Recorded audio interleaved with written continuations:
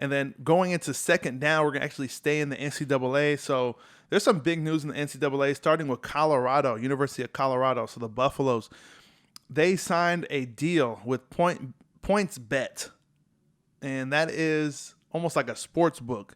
So they're actually the first college university to sign with a sports book, and I'll actually get into that. So according to Matthew Waters of the Legal Sports Report, so he's saying that POINTSBET is the first sportsbook operator to sign a gambling agreement with a U.S. college, the University of Colorado. Sportico was the first to report the story, with POINTSBET later confirming the 5-year agreement. So this article also states that the deal includes sports betting, casino, fantasy, and free-to-play contests. POINTSBET, which has its U.S. headquarters in Denver, will get signs around the University of Colorado's football and basketball stadiums, as well as media mentions. POINTSBET's agreement with the university is similar to other deals it signed recently. The sportsbook started with signing the first MLB partnership with the Detroit Tigers in July. A month later, POINTSBET signed on as the exclusive gaming partner for the Denver Nuggets, Colorado Avalanche, and the Pepsi Center. So this is big news, right? The first college signing with a sports book, or the first sports book signing with a U.S. college. This is it's hard to say because it's good, right? It's good for those that are sports bettors, but this could also be taking away that amateurism from college basketball, college football. Betting could alter. It could take away credibility from the game. And no one knows that better than NCAA President Mark Emmert, who also has quoted on this previously. And I'm curious to see what he's going to say about this, but he has stated this in the past. So according to NCAA President Mark Emmert, he said sports wagering is going to have a dramatic impact on everything we do in college sports. Is going to threaten the integrity of college sports in many ways unless we are willing to act boldly and strongly. So, he says it perfectly, right? Anything can happen when money's involved, especially when you have players that are not getting money, and people are betting on them. Now there's more of a reason for them to shave some points, or not throw an extra touchdown, or to only lose by 2 points. Now there's money involved with it, without damaging their value, their draft value. Especially for some of those guys that have no possibility of getting to the NFL. Those are the guys that are gonna be like, oh well, shoot. If I could, cause this fumble to have them win, I could get hit with that dog money. And my guy put up 100 racks on that, and he said he's going to break me off for, if I'm able to assist, anything can happen. So I'm happy that this is happening, because I think sports betting happens anyways, and you need to bring it into, U.S. sports, whether it be basketball, football, whatever. But, it has to be smart. It has to be thought out. There has to be a plan behind it. So hopefully that the NCAA and these colleges understand what's going on. I'm curious to see if there is more information with Colorado and POINTSBET on their agreement and what exactly is entailed. They only gave small details as far as what it includes. It says sports betting, casino, fantasy, and free-to-play contests. So are they stating that POINTSBET will be providing these services online, where it has like an online casino where you could play, real money, daily fantasy or weekly fantasy? That's, it is what it is. So we'll see, right? If these guys could play daily fantasy and they're picking themselves, again, I'm not opposed to it. But I think that because this is going to open up money, like schools are getting money for this, right? University of Colorado is getting money for this.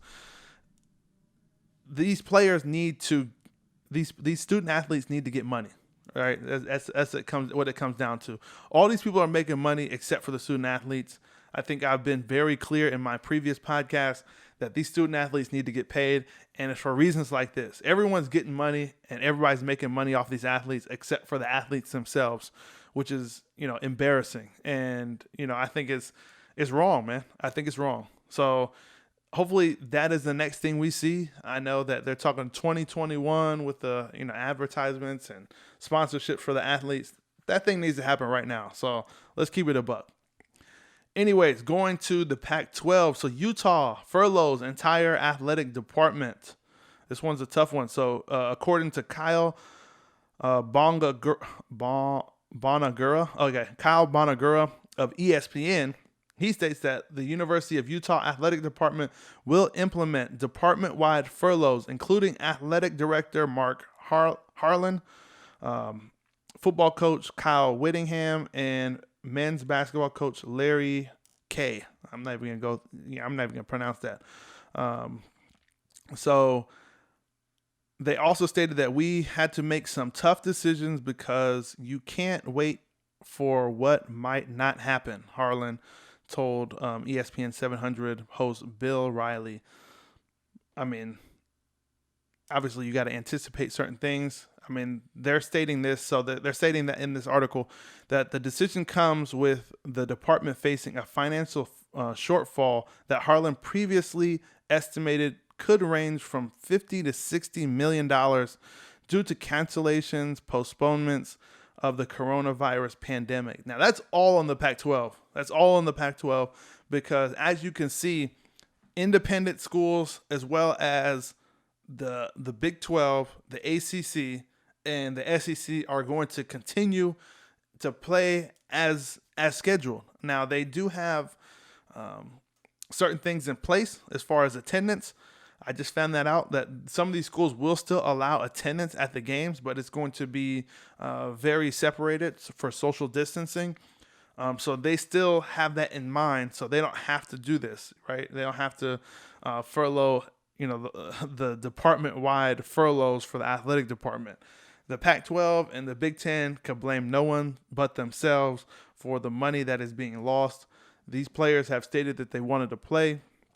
These conferences have ignored those requests, and no one wants to play in the spring, especially the best guys. All these colleges, especially in the Big Ten, Pac-12, they got players that are going to the league, and why would you try to play in the spring when that is when the scouting combine is? That is when teams start flying players out. Now, I don't know if they're gonna do that, but that's when teams usually fly players out for visits, and that's when the draft occurs in the spring. So it doesn't make sense if a top player is going to play in the spring and potentially risk injury, right around the same time they're supposed to be drafted.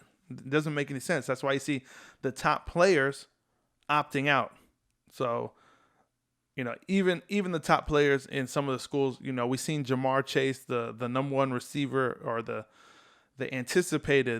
consensus number one receiver coming out of college this year into the NFL draft. Jamar Chase out of LSU has already opted out. He's not playing at LSU for this last season. He's going to get ready for the NFL draft. We can't, we're not going to, fault him for that. I mean, he got. There's a lot of money on the line, and it's not even going to be a full season. They don't even know what they're going to do with the playoffs.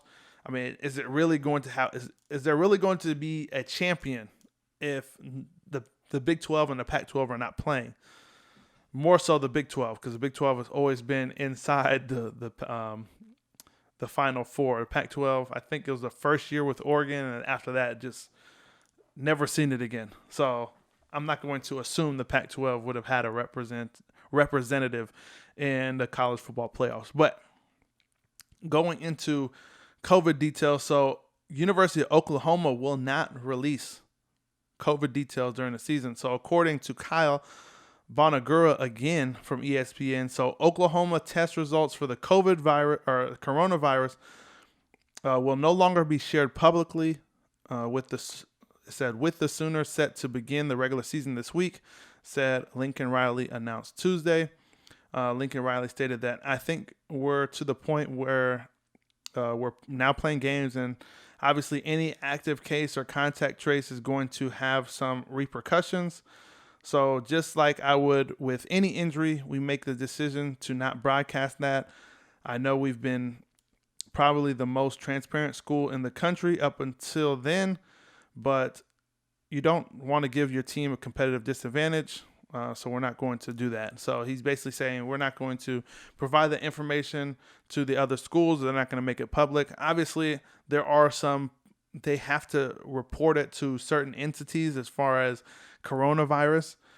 So they make sure that no one is playing with coronavirus. They have to report it to someone, but they're not going to publicly report it to where the other school knows. So again, I don't know how this is going to happen. So clearly they're going to still keep track of who has it and whatnot. And you would think that Lincoln Riley is going to make the responsible decision to keep those players out that test positive. I'm not going to say that he wouldn't. Nothing's giving me the indication that he wouldn't. But as long as there are safeguards in place to make sure that they still report who has it and who's tested positive, I think that is going to be the best for everyone involved. You can't have an outbreak. When it comes to transparency, I think this is the time to be transparent, especially when you're going against another school. Now, transparent to, with safety protocol. Now, giving it to the other school, okay, that makes sense. But someone has to know this information. That's all I'm saying. So I understand Lincoln Riley. It is what it is. And then lastly, another top prospect for the 2021 draft will opt out of the season. This time is Penei Sewell. The top offensive lineman from Oregon has opted out for the season. Even if they play in the spring, he's opting out. He's going to get ready for the draft. He will likely be a top 5 pick in the 2021 NFL draft. So big ups to him, man. Pac-12 has already stated that they're not going to play in the fall, so there's no point of him playing in the spring either, so you might as well opt out. So big ups to him. Thanks for stopping by. Make sure you guys hit that subscribe button for more fire sports takes. And for those of you who are on the go, make sure you subscribe to our full show, which airs every Thursday on Apple Podcasts, Google Podcasts, Spotify, and a bunch more. Until then, I'm chucking it up, and I'll see you guys next time.